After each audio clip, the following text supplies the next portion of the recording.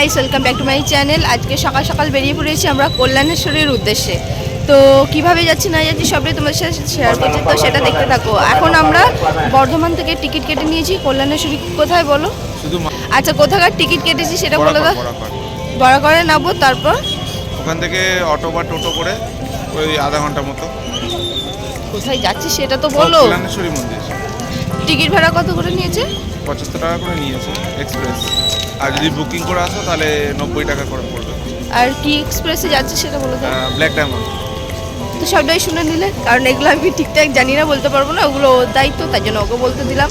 তো এখন বাবা আর মা দাদু তিনজনের জন্য দাঁড়িয়ে রয়েছি, কতক্ষণে আসে দেখি, তারপর প্ল্যাটফর্মে ঢুকবো। এখন আমরা বাইরেই রয়েছি, দেখতেই পাচ্ছ। তো বাবা মার জন্য ওয়েট করি, কতক্ষণে আসে দেখি। ফাইনালি মা আর বাবা আর দাদু চলে এসেছে। এখানেও টিকিট কাটতে গেছে মা বাবা দাদুর জন্য। আমাদের দুজনে তো টিকিট লাগবে না, ওর তো লাগবেই না, আমার লাগবে না, যেহেতু পাস আছে। তাই বলতে না বলতে আমাদের ট্রেনও চলে এসেছে, আর দেখি জায়গা পাই কিনা। তো ট্রেনে উঠে অনেকক্ষণ দাঁড়িয়ে থাকার পর ফাইনালি আমরা জায়গা পেয়ে গেছি। এখানে আমি, পাশেই আছে মা, তারপর রয়েছে বাবা। উল্টো দিকে জায়গা পেয়েছে, আমাদের কাছে পাইনি, ও তখনও দাঁড়িয়েছিল, দাদুকে আগেই বসিয়ে দেওয়া হয়েছিল। তো ফাইনালি আমরা বরাবর নেমে গেছি। কোন দিকে? এখন যাব আমরা বাস স্ট্যান্ডে। ওখান থেকে বাসে করে আমরা এখন বাস স্ট্যান্ডে যাচ্ছি। বাস ধরে কতক্ষণ লাগবে? 10 মিনিট। টোটো? আমরা এখন টোটো বা অটো স্ট্যান্ডে চলে এসেছি, তাই তো। এখান থেকে টোটোও যাবে আবার অটোও যাবে। তো দেখি বাবা কিসে করে যায়। তো এটা হচ্ছে স্টেশনের বাইরে। আমরা বড়াকড়া নেমে গিয়ে টোটো ধরে নিয়েছি। টোটো করে বেশ খানিকটা যেতে হবে। আমাদের পার হেড পড়েছিল 30 টাকা করে। তো যেহেতু 5 জন ছিলাম, 150 টাকা আগে থেকে আমরা বুক করে নিয়েছিলাম। একটা অটোর মধ্যে আমাদের 5 জনের হয়ে গিয়েছিল। তো যাওয়ার পথে দেখো চারিদিকে শুধু জঙ্গল আর জঙ্গল, আর ওর সাথে আমি যতবার যেখানেই গেছি পাহাড়ে ভর্তি ছিল। এখনও দেখো অনেক পাহাড় আছে।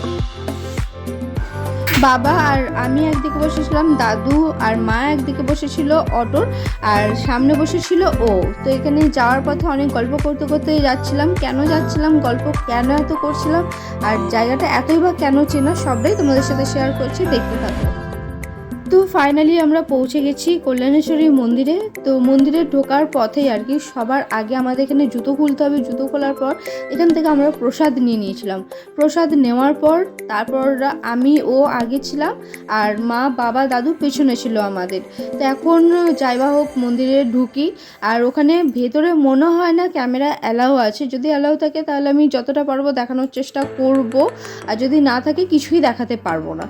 তো চলো এখন মন্দিরে ঢুকি, পুজো দিই, আর সবটাই তোমাদের হিস্ট্রি একটা শেয়ার করি। দেখছি এই ঘরে দাদু, মানে ওর দাদু আর কি, আমার শ্বশুরমশাইয়ের বাবা বসে জব করতেন।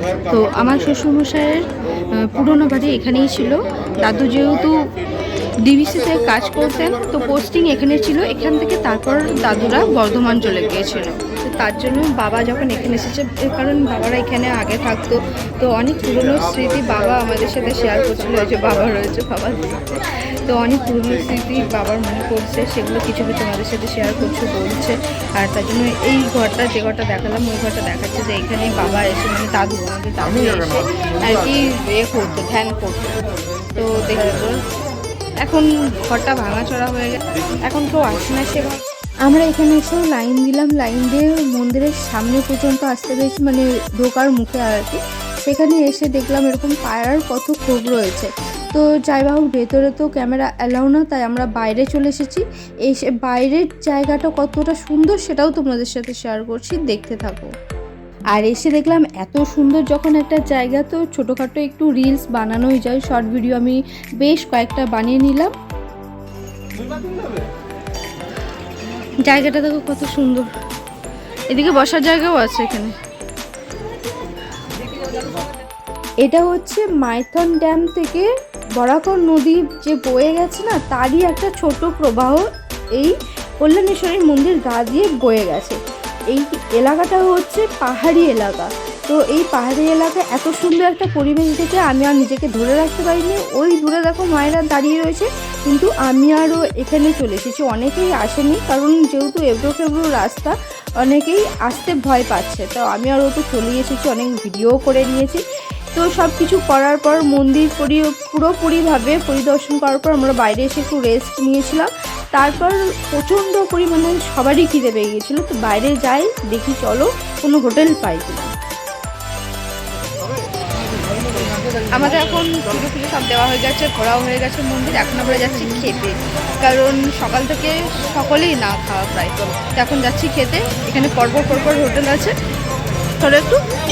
ওই যে মন্দির, ওই দিক থেকে এদিকে সোজা আসবে, পরপর সব হোটেল রয়েছে। তো ফাইনালি আমরা হোটেল পেয়ে গেছি। একটু এগিয়েই দেখবে মন্দির থেকে অনেকগুলো হোটেল রয়েছে। আমরা ভেজ থালি নিয়েছিলাম আর পার হেড পড়েছিল 100 টাকা করে। খাওয়া দাওয়া সেরে হোটেলের সামনে থেকে আমরা অটো বুক করে নিয়েছিলাম, কেন? মাইথন ড্যাম দেখার জন্য। তো এখন আমরা সবাই মিলে সেখানেই যাচ্ছি। ও আমাকে হাত দেখিয়ে কি বলছে জানো, দেখো আবারও তুমি পাহাড়ই দেখছো। কারণ ওর সাথে আমি যতবার যেখানেই গেছি পাহাড়ের সাথে আমার পরিচয় হয়েছে। তো পাহাড়টা মনে হয় আমার খুব মনের কাছের আর কি, তাই হয়তো যেখানেই যাই পাহাড়কে খুঁজে পাই। তোমাদের সাথেও কি এরকম হয় সেটা কিন্তু কমেন্টে জানাতে ভুলো না। তো চলো এখন একটু করে অটো করে এগিয়ে যাচ্ছি মাইথন ড্যাম দেখার জন্য। তোমরাও রেডি তো? দেখতে থাকো।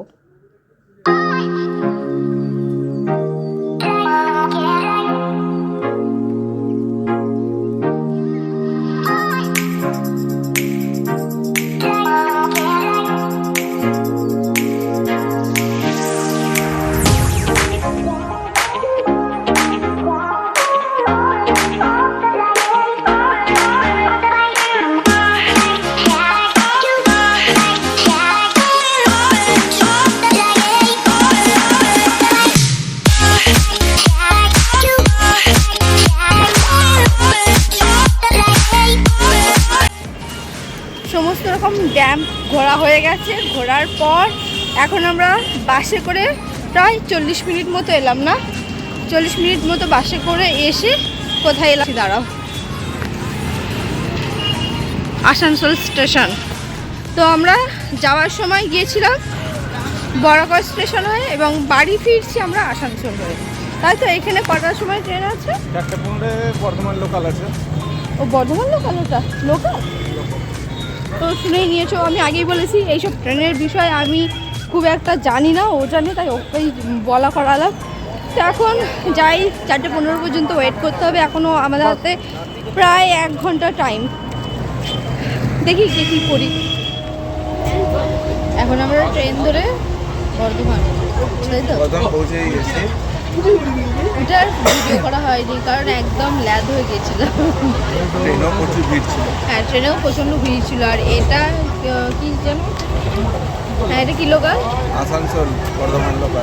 আমরা কোনো রকম এক্সপ্রেস ট্রেনে যাচ্ছি না, লোকাল ট্রেনে যাচ্ছিলাম। প্রচণ্ড ভিড় ছিল, তাই কন্টিনিউ করতে পারিনি, তখন এমন কন্টিনিউ করছি। এখন বর্ধমান ঢুকছে, বাবা এদিকে ব্যাগ পাচ্ছে। এই যে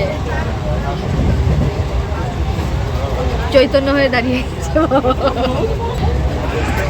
তা আজকে জার্নিটা কেমন ছিল তোমার? বিচ্ছি টাইপের। সেটা আবার কেমন টাইপের ভালো হয়? ভালো বাট বিচ্ছি। আচ্ছা, বুঝলাম। তো প্রত্যেকবারের মতো এবারও আমার মাথা থেকেই বেরিয়ে গেছে যে ভিডিওটা এন্ড করতে হবে। আজকের ব্লগটা এতটাই। তোমাদের কেমন লাগলো অবশ্যই কিন্তু সেটা কমেন্টে জানাতে ভুলো না। আর শব্দ ডিটেলস তোমাদের আমরা জানিয়ে দিয়েছি, যতটা পেরেছি চেষ্টা করেছি আর কি জানানোর। তো যদি তোমরা যেতে চাও অবশ্যই যেতে পারো, কোনো অসুবিধা নেই।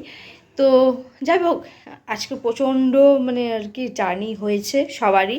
সকাল থেকে এখন বাজে ঘড়িতে 8টা প্রায়। তো সবাই ফ্রেশ হয়ে গেছে, আমি শুধু এখনও পর্যন্ত ফ্রেশ হতে পারিনি। তো চলো এখন চটপট করে ফ্রেশ হয়ে নিই, কারণ আর শরীর দিচ্ছে না। তো ভিডিওটা কেমন লাগলো অবশ্যই কিন্তু জানাতে ভুলো না। ভালো লেগে থাকলে একটা কী করবে, লাইক করে দিও। আর ভালো আরও ভিডিও আসে, তো সেগুলো দেখার জন্য প্লিজ আমার এই চ্যানেলটা সাবস্ক্রাইব করে রেখো। তো চলো আজকের মতো এতটাই। Tata, good night, by.